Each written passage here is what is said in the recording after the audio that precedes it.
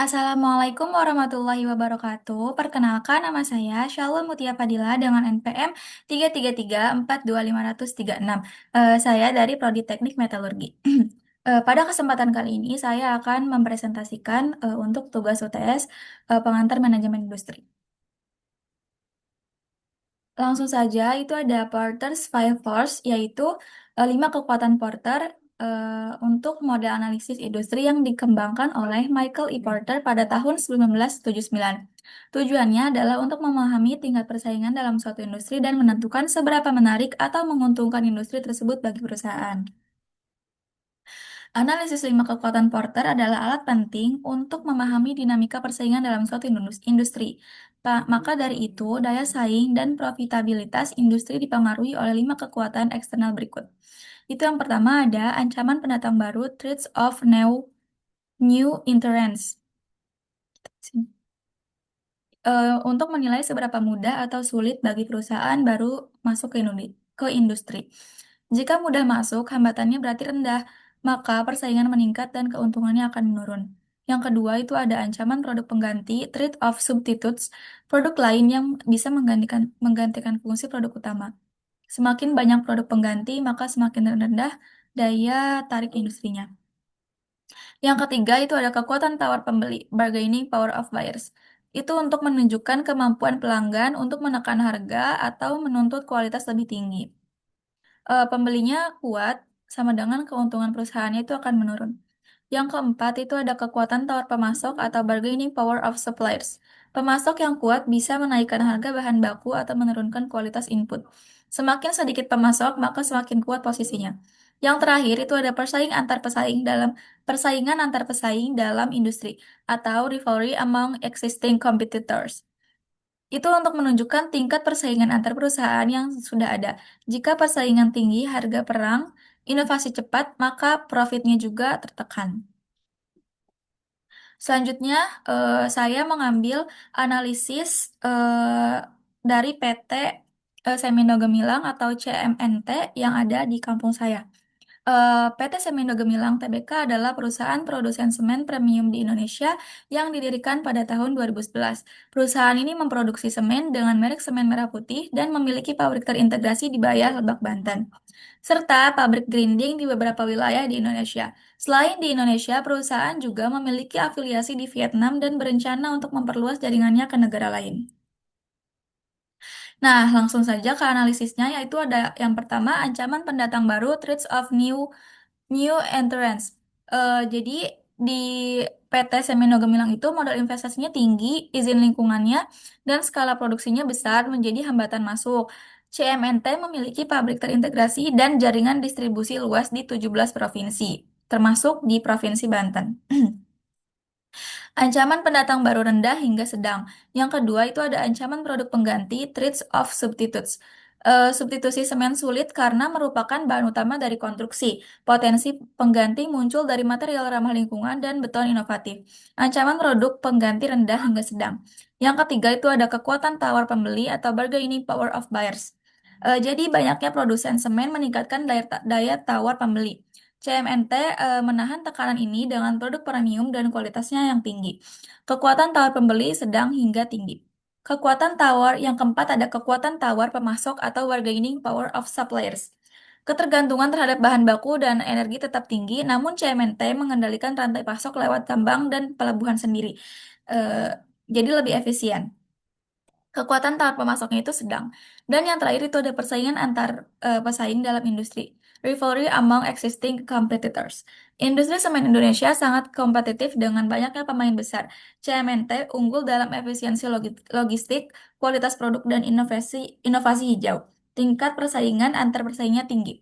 Jadi faktor lainnya itu ada PT Semindo adopsi teknologi rendah emisi. Teknologi injeksi CO2 untuk memperkuat beton dan mengurangi penggunaan semen hingga 4%. Penggunaan kendaraan listrik di operasi tambang atau kuari sejak April tahun 2024. Sertifikasi produk ramah lingkungan. Jadi PT Semindo itu eh, mendapatkan sertifikasi produk ramah lingkungan atau Green Label Indonesia Platinum Platinum kategori. Nah, jadi analisis laporan keuangannya itu saya mengambil dari PT Semindo Gemilang dan PT Semen Indonesia. Industri semen nasional menghadapi tekanan permintaan dan persaingan ketat. Kenaikan biaya energi dan bahan baku menekan margin keuntungan. Proyek pemerintah, IKN, dan infrastruktur menjadi pendorong utama permintaan. Pada presentasi kali ini, saya akan membandingkan laporan keuangan PT Semen Indonesia SMGR atau itu market leader dan PT Semindo Gemilang CMNT itu market yang menengah.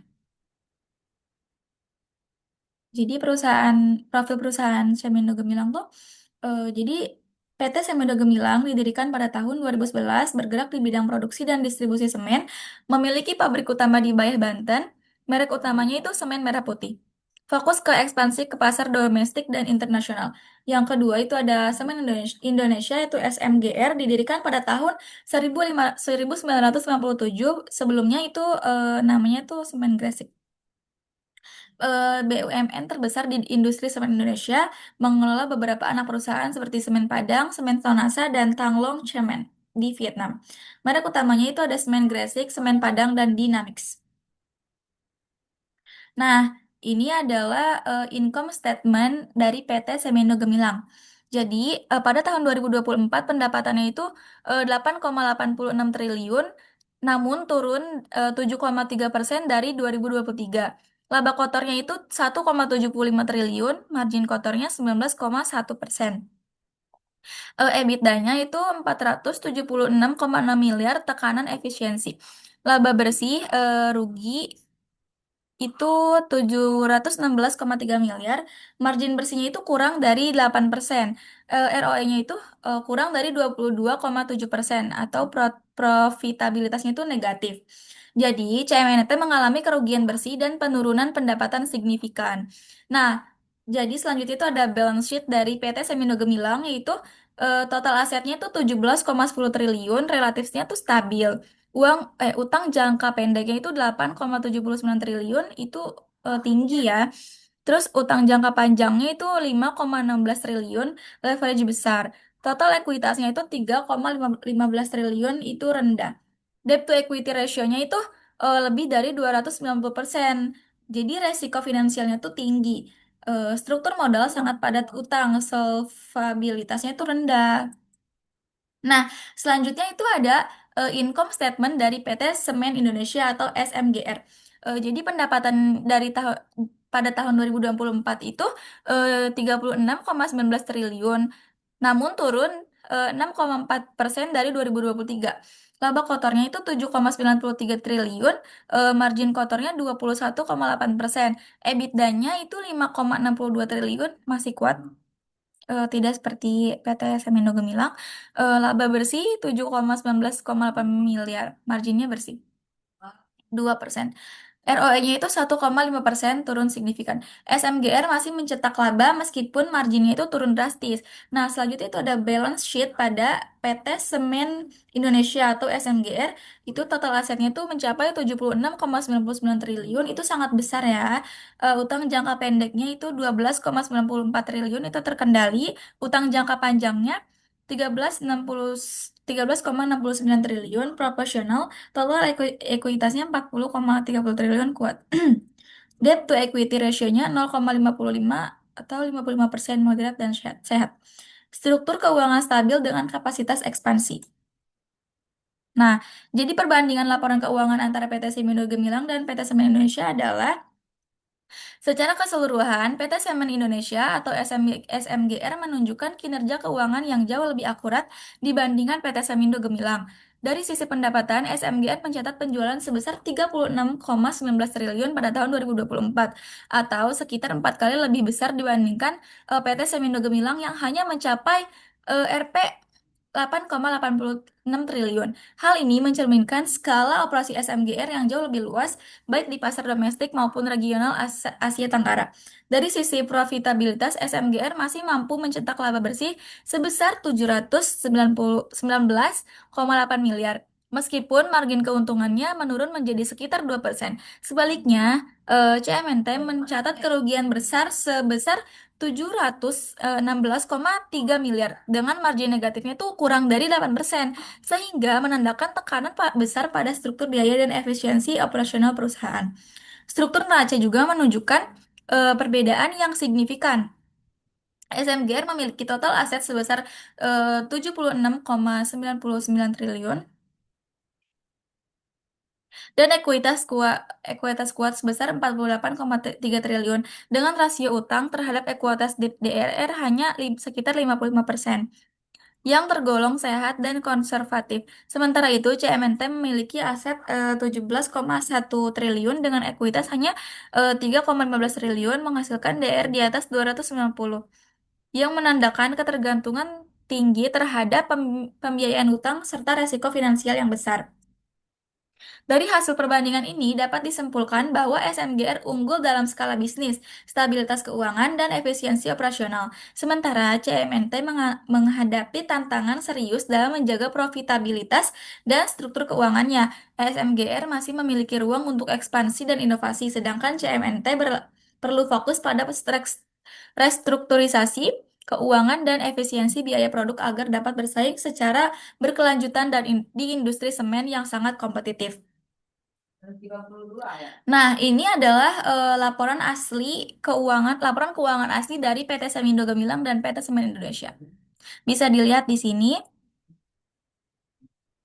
Semen Indonesia memiliki total aset 76,99 triliun dan ekuitas 48,3 triliun. Jauh di atas Semindo yang mencatat aset 17,1 triliun dan ekuitasnya itu 3,15 triliun. Pendapatan Semen Indonesia mencapai 36,18 triliun dengan laba bersih 771 miliar. Sedangkan Semindo memperoleh 8,86 triliun namun masih rugi 704 miliar. Secara rasio, semen Indonesia lebih sehat dengan ROE-nya 1,49% dan DR-nya 55. Sedangkan Semindo memiliki ROE negatif itu 22,3% dan DR tingginya itu 441. Hal ini menunjukkan struktur modal Semindo lebih berisiko. Secara keseluruhan, Semen Indonesia unggul dalam profitabilitas, efisiensi, dan kekuatan modal. Sedangkan Semindo Gemilang masih berada pada tahap pemulihan dan perlu memperbaiki kinerja keuangannya agar lebih kompetitif di Indonesia di industri semen nasional.